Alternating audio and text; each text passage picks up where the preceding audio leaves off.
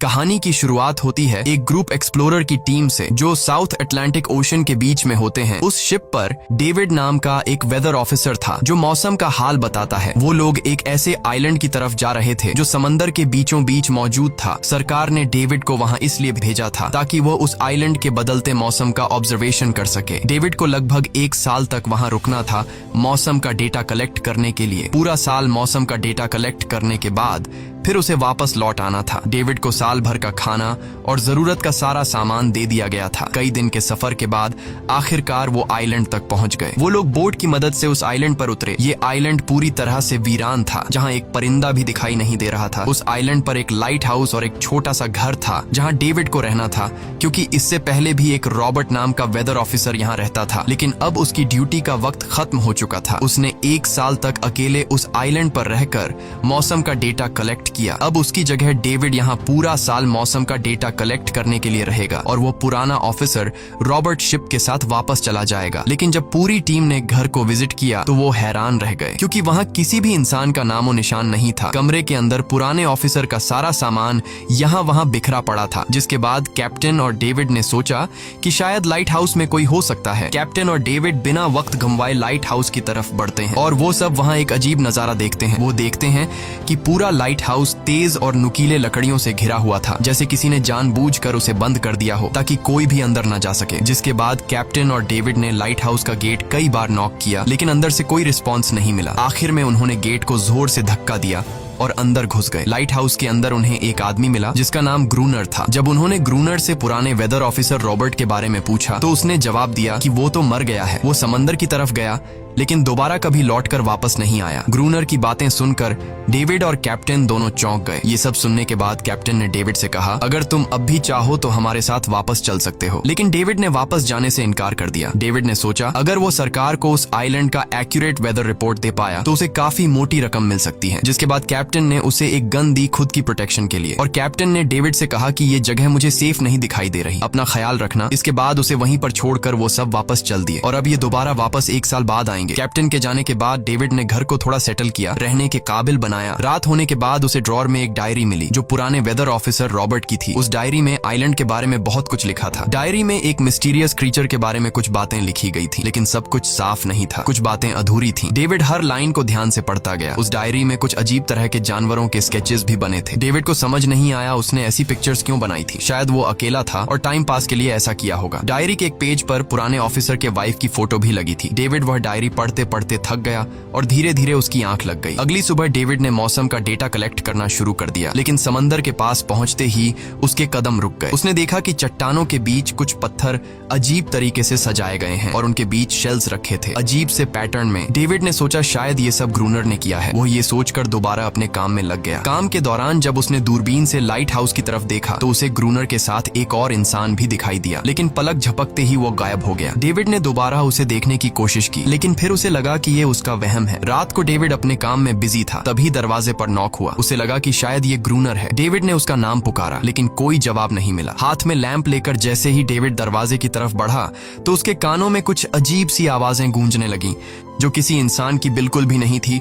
और फिर उसने देखा गेट के नीचे से किसी अजीबोगरीब क्रीचर का हाथ अंदर आने की कोशिश कर रहा है। वो इंसान का हाथ बिल्कुल भी नहीं था। ये देखकर डेविड के पांव तले जमीन ही खिसक गई। वो तुरंत बेसमेंट की तरफ भागा और वहां जाकर छुप गया। कुछ ही देर में वो मिस्टीरियस क्रीचर घर के अंदर घुस चुकी थी। वह छुप छुप कर डेविड को ढूंढ रही थी और डेविड बेसमेंट के एक छोटे से दरार से उसे देखने लगा। डेविड की हलचल से उस क्रीचर ने डेविड को देख लिया, जिसके बाद वो क्रीचर डेविड को मारने के लिए तेजी से उसकी तरफ भागा और दरार से उसे पकड़ने की कोशिश करने लगा। तो डेविड ने खुद को बचाने के लिए फौरन चाकू उठाकर उसकी आंख में दे मारा। वो क्रीचर चीख के भाग गई, लेकिन वो कभी भी वापस आ सकती थी। और डेविड के दिमाग में ये बात कंफर्म हो गई कि जो डायरी में क्रीचर के बारे में बात लिखी थी वह सच है। डर के मारे वो पूरी रात सो न सका। अगली सुबह जब डेविड घर से बाहर गया तो उसने रेत पर कुछ पैरों के निशान देखे जो किसी इंसान के बिल्कुल भी नहीं थे। वो निशान सीधे समंदर की तरफ जाकर खत्म हो गए थे। अब डेविड को सब समझ आ गया था कि क्यों ग्रूनर ने लाइट हाउस के चारों ओर नुकीली लकड़ियां लगाई हैं। अब डेविड जान गया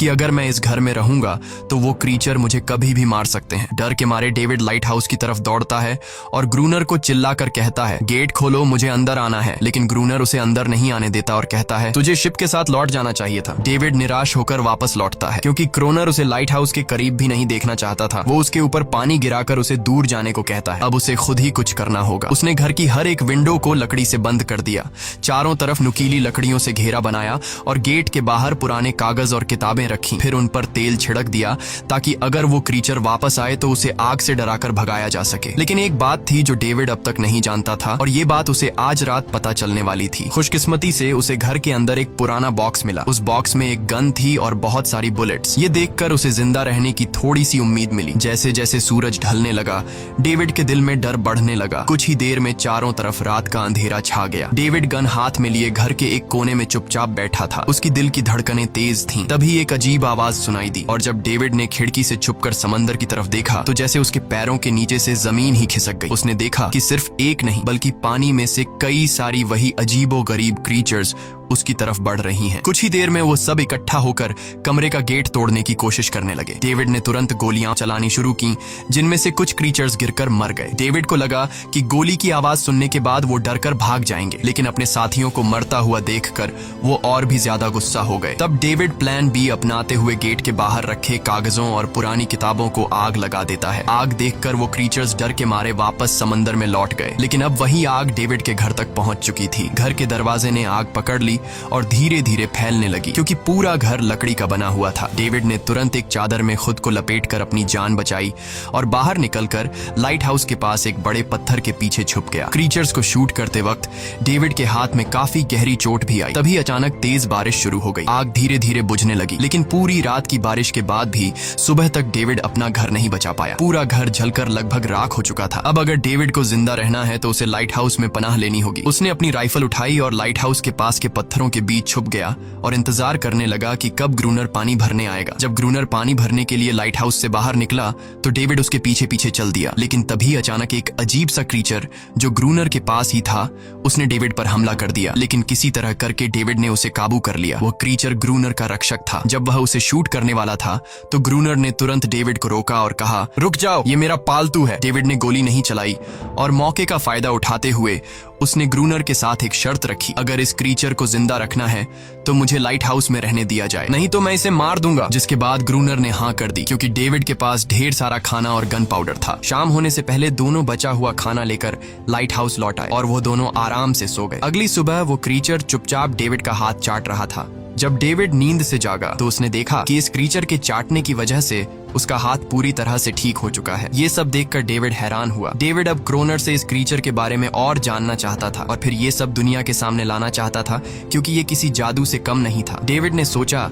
अगर इस क्रीचर का राज दुनिया के सामने हम लाते हैं तो डेविड और क्रोनर दोनों बहुत सारा पैसा और नाम कमा लेंगे। लेकिन क्रोनर को ये सब नहीं चाहिए था। वो इस आइलैंड से कहीं नहीं जाना चाहता था। क्रोनर का अब इस दुनिया में कोई नहीं बचा था। उसके लिए ये आइलैंड परफेक्ट था जहां वो अपने आप को एक किंग समझता था और अपनी मर्जी का मालिक। इसी वजह से उसने आइलैंड के कई हिस्सों में लिख दिया था, क्रोनर यहाँ का बादशाह है। लेकिन डेविड को ये समझ नहीं आ रहा था कि ये अजीब सी क्रीचर क्रोनर की फालतू कैसे बनी। तो क्रोनर ने बताया कि एक बार क्रोनर ने उसकी जान बचाई थी। वो गलती से उसके फिशिंग नेट में फंस गई थी। तब ये क्रीचर छोटी थी और उस दिन के बाद से वो क्रोनर के साथ ही रह गई। उसकी हर बात माननी शुरू कर दी। लेकिन क्रोनर एक सख्त इंसान था। वो इस क्रीचर के साथ बहुत बुरा बर्ताव करता था। क्रोनर हर दिन इस क्रीचर के साथ फिजिकल रिलेशन रखता था। क्रोनर ने बताया कि एक बार इस क्रीचर ने मुझ पर हमला भी किया था और उसके बदले में क्रोनर ने उसे ऐसी सजा दी कि उस सजा के बाद वो क्रीचर अपने आप को क्रोनर की गुलाम समझने लगी। और आप सब भी समझ गए होंगे कि हर रात वो क्रीचर समुद्र से बाहर क्यों आते हैं। वो सभी इसलिए आते हैं ताकि अपने साथी को क्रोनर से छुड़वाकर वापस ले जाए। लेकिन क्रोनर ऐसा नहीं होने देता। वो क्रीचर्स दिन के उजाले में अटैक नहीं कर सकते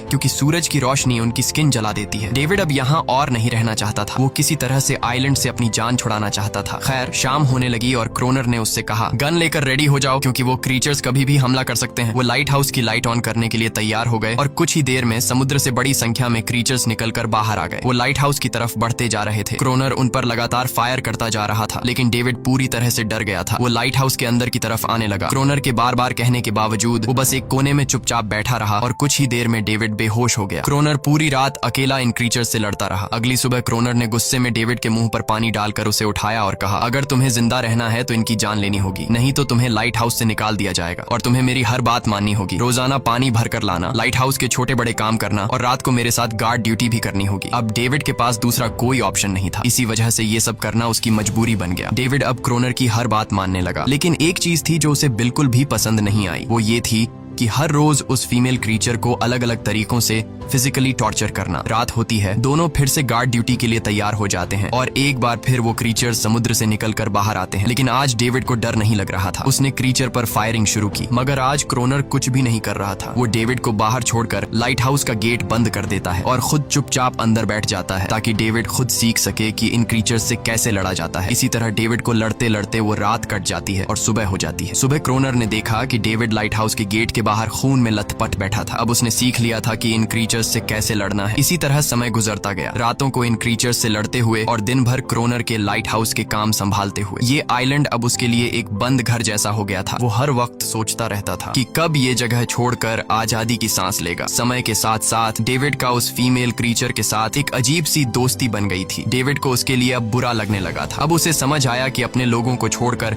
अकेला रहना कितना मुश्किल होता है। शायद वो क्रीचर भी कुछ ऐसा ही महसूस करती थी। डेविड ने उस क्रीचर को एक नाम भी दिया, अनारियस। इसी तरह से दिन गुजरते गए और फिर एक दिन उन्होंने देखा कि इन क्रीचर्स के अटैक्स धीरे धीरे कम हो रहे हैं। डेविड सोचता है शायद सर्दियों में वो कहीं और चले जाते हैं या फिर शायद उन्हें समझ आ गया था कि इन दोनों से लड़कर कुछ हासिल नहीं होगा। लेकिन क्रोनर ने उससे कहा कि ऐसा बिल्कुल नहीं है, वो फिर से अटैक करेंगे। अब वो अपनी संख्या बढ़ा रहे हैं। कुछ और दिन ऐसे ही गुजर गए। एक रात डिनर के बाद क्रोनर और डेविड ने टाइम पास के लिए चेस खेलना शुरू किया, लेकिन यहीं पर क्रोनर से एक बड़ी गलती हो गई। वो दोनों खेल में इतने उलझ गए कि लाइट हाउस की लाइट्स ऑन करना ही भूल गए। अंधेरे का फायदा उठाकर क्रीचर्स ने उन पर अटैक कर दिया। डेविड ने देखा कि क्रीचर्स की संख्या इतनी ज्यादा थी कि दो लोग मिलकर भी ज्यादा देर तक नहीं लड़ सकते थे और इस बार उनके पास कोई प्लानिंग भी नहीं थी। गन्स की बुलेट्स भी ऑलमोस्ट खत्म हो चुकी थी। किसी तरह बचते बचाते वो लाइट हाउस के टॉप तक पहुंच गए, लेकिन इस बीच क्रोनर के पैर में गहरी चोट आ गई। वो क्रीचर्स आज उन पर भारी पड़ गए थे। दोनों को लगा कि आज उनकी मौत पक्की है, लेकिन खुशकिस्मती से सुबह हो गई। जैसे ही सूरज धीरे धीरे उभरता है,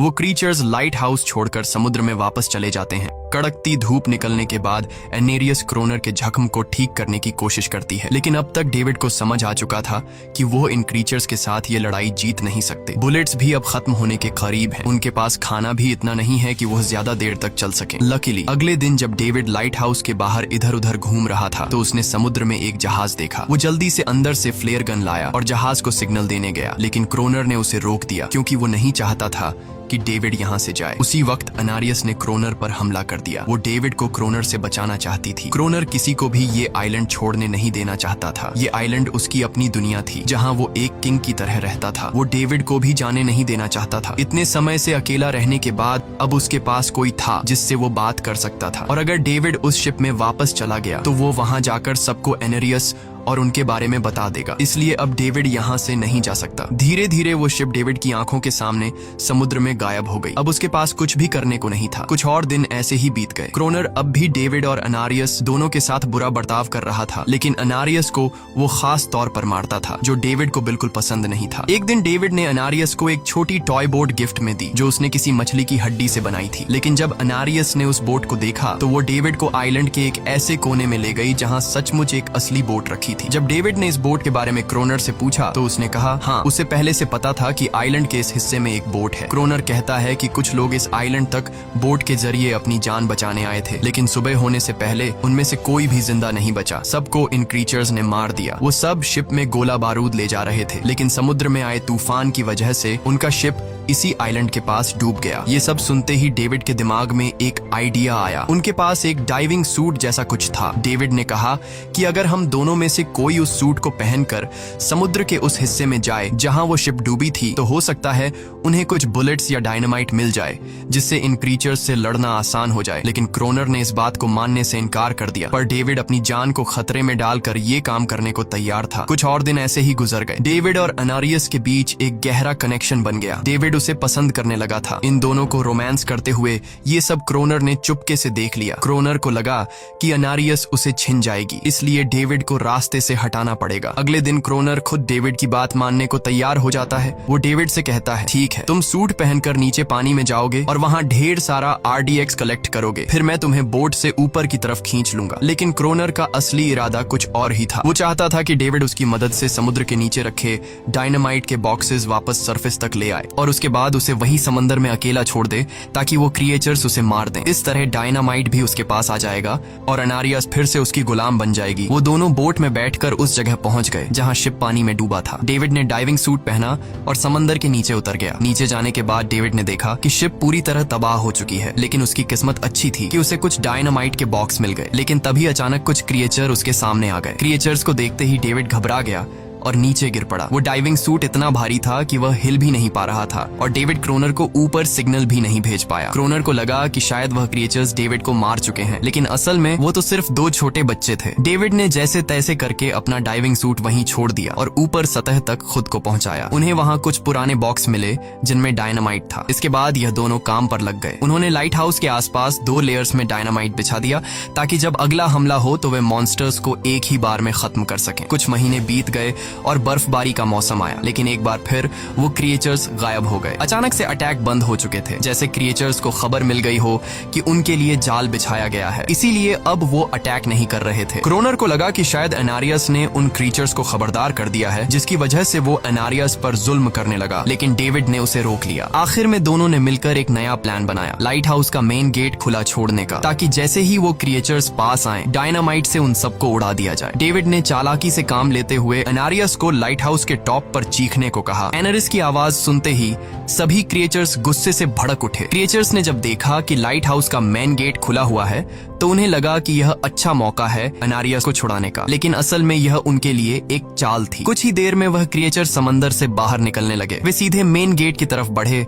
और अंदर घुसते ही डेविड पर हमला कर दिया। डेविड भी हिम्मत दिखाता है और क्रिएचर से जान छुड़ा लेता है। जैसे ही वे सभी क्रिएचर लाइट हाउस के पास पहुंच जाते हैं तो क्रोनर डायनामाइट का लीवर दबा देता है, लेकिन ब्लास्ट नहीं होता। असल में डेविड ने उसका कनेक्शन खोल दिया था और क्रोनर उसे दोबारा लगाना भूल गया था। डेविड तुरंत ऊपर भागता है और डायनामाइट का वायर जोड़ना शुरू करता है। तब तक वो क्रिएचर्स लाइट हाउस पर चढ़ने की कोशिश कर रहे होते हैं, जिन्हें सिर्फ अकेला क्रोनर रोकता है। जैसे ही कनेक्शन पूरा होता है डेविड पहला लेयर उड़ा देता है, जिससे कई क्रिएचर्स ब्लास्ट में खत्म हो जाते हैं, लेकिन अभी भी काफी मॉन्स्टर्स लाइट हाउस पर हमला करने के लिए तैयार होते हैं। इस वजह से क्रोनर दूसरा लेयर भी ब्लास्ट कर देता है। दोनों उस जोरदार धमाके में बेहोश हो जाते हैं। अगली सुबह जब दोनों होश में आए तो उन्होंने देखा कि एनरियस वहां नहीं थी। ब्लास्ट में चारों तरफ मरे हुए क्रिएचर्स पड़े थे। क्रोनर उन सबको मार रहा था जो जख्मी हालत में जिंदा बचे थे। तभी डेविड की नजर उनमें से एक के गले में लटके एक नेकलेस पर पड़ी। उस क्रिएचर को तड़पता हुआ देखकर डेविड को उस पर तरस आ जाता है और उसे अपनी गलती का एहसास हो जाता है। जिन क्रिएचर्स को वह अब तक खूंखार समझते आए थे वो भी इंसानों की तरह थे, सिर्फ बोल नहीं सकते थे। लेकिन क्रोनर के लिए यह सब बेकार बातें थी। उस दिन के बाद वह क्रिएचर्स फिर कभी अटैक नहीं कर पाए, लेकिन हर दिन समंदर के किनारे से रोने की आवाजें आती थीं। डेविड को अब तक नहीं पता था कि उन्होंने कितना बड़ा नुकसान कर दिया था, कितनी फैमिली टूट गई, कितने बच्चों ने अपने लोग खो दिए, सिर्फ एक गलतफहमी की वजह से। अगले दिन डेविड ने समंदर में उन क्रिएचर्स के कुछ छोटे छोटे बच्चों को देखा, वो सब जिन्होंने अपने परिवार खो दिए थे। डेविड ने पत्थरों का एक गोल सर्कल बनाया और उसके बीच में वह छोटी टॉय बोट रख दी ताकि एनरिस उसे देखकर वापस लौट आए। डेविड ने कई घंटे इंतजार किया, लेकिन एनरिस कभी वापस नहीं आई। सुबह नींद से जागने के बाद डेविड ने देखा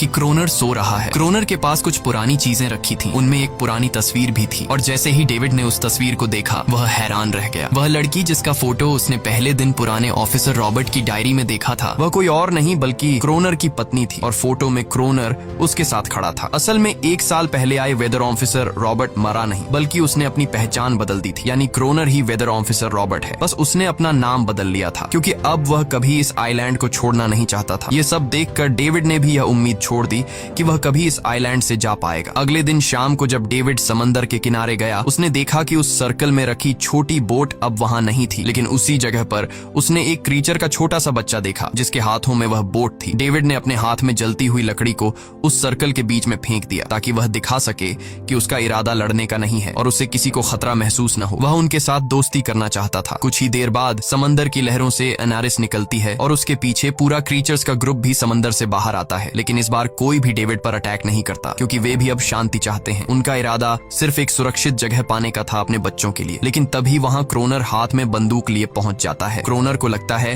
कि अगर शांति हो गई तो उसे सबसे ऊपर होने का एहसास कैसे होगा। डेविड उसे समझाने की कोशिश करता है कि ये क्रीचर्स लड़ना नहीं चाहते, ये शांति चाहते हैं, लेकिन क्रोनर किसी की नहीं सुनता। वो एनेरियस से चिल्लाकर कहता है अंदर चली जाओ। लेकिन ये पहली बार था कि एनेरियस ने उसकी बात नहीं मानी क्योंकि अब वह उसकी नौकरानी नहीं थी। यह देखकर क्रोनर को लगता है कि अब इस आइलैंड पर उसकी बादशाहत नहीं रही। क्रोनर खुद को अंदर से कमजोर महसूस करने लगता है क्योंकि अब कोई भी उसका हुक्म नहीं मान रहा था। गुस्से में उसने लाइट हाउस की तरफ कदम बढ़ाए। डेविड को लगा शायद क्रोनर को अब समझ आ गया होगा कि हर एक जानवर आजादी चाहता है, कोई भी किसी का गुलाम बनकर नहीं जीना चाहता। लेकिन क्रोनर के सर से बादशाहत का भूत कहां उतरने वाला था। जैसे ही वह लाइट हाउस पहुंचा, उसने सिग्नल गन से एक फ्लेयर छोड़ी जो सीधा जाकर एक क्रीचर के बच्चे से टकरा गई। उस बच्चे की तुरंत मौत हो गई। सभी क्रीचर्स डर के मारे भाग गए और एनेरियस ने भी डेविड पर अपना पूरा भरोसा खो दिया। गुस्से से पागल डेविड तुरंत लाइट हाउस की तरफ भागता है क्रोनर को सबक सिखाने। डेविड उससे लड़ने लगता है, क्यों किया तूने ये सब? ये लोग तो बस शांति चाहते थे। लेकिन क्रोनर इतना हिंसक हो चुका था कि उसने डेविड को मारने का फैसला कर लिया। वह हाथ में लोहे का रॉड लेकर जैसे ही डेविड पर वार करने जा रहा था, डेविड ने उसे उसके असली नाम से पुकारा और कहा, रुक जाओ रॉबर्ट, तुम खूनी नहीं हो। ये सुनकर क्रोनर एकदम रुक गया। असल में रॉबर्ट ऐसा इंसान कभी था ही नहीं। इस आइलैंड पर आने के बाद अकेले रहने की वजह से उसकी मेंटल हेल्थ बिगड़ चुकी थी। अकेलापन, अपनी पत्नी की मौत और गहरा डिप्रेशन, इन सब ने उसे ऐसा बना दिया था। वह असल में कोई किलर नहीं था, वह एक अच्छा इंसान था। क्रोनर को एहसास हुआ कि ये क्रीचर्स कभी लड़ना नहीं चाहते थे, वे बस शांति चाहते थे। क्रोनर ने उन्हें सिर्फ इसलिए मारा ताकि वह खुद को पावरफुल दिखा सके और अब क्रोनर को अपनी गलती का एहसास हो चुका था। इसीलिए उसने खुद को उन क्रीचर्स के सामने सरेंडर कर दिया और कुछ ही पलों में उन्होंने उसे मार दिया। डेविड लाइट हाउस के अंदर खुद को लॉक कर लेता है। समय ऐसे ही बीतता चला जाता है और 1 साल बाद आइलैंड पर एक गवर्नमेंट अफसर आता है, साथ में एक नया वेदर ऑफिसर भी होता है। अब नए गवर्नमेंट अफसर ने इस आइलैंड पर वेदर मॉनिटर की ड्यूटी करनी थी। जब कैप्टन पिछले अफसर के बारे में डेविड से पूछता है तो डेविड भी वही बात करता है कि वह पानी की तरफ गया था लेकिन कभी वापस नहीं आया और वेदर ऑफिसर को भी लगता है कि डेविड ही क्रोनर है। डेविड ने भी उनकी इस गलतफहमी को ठीक नहीं किया। वह चुपचाप बालकनी पर गया और खड़ा हो गया बिना कुछ कहे, क्योंकि अब वह भी इस आइलैंड को छोड़ना नहीं चाहता था, बिल्कुल क्रोनर की तरह। इसी दौरान एनेरिस भी अपने परिवार के साथ खुश थी। अब उन्हें किसी क्रोनर जैसे आदमी का डर नहीं था। अब वे आइलैंड पर भी और समंदर में भी आजादी से जी सकते थे। इसी के साथ कहानी खत्म हो जाती है। अगर वीडियो आपको अच्छी लगी हो तो हमारे चैनल को जरूर सब्सक्राइब कीजिए।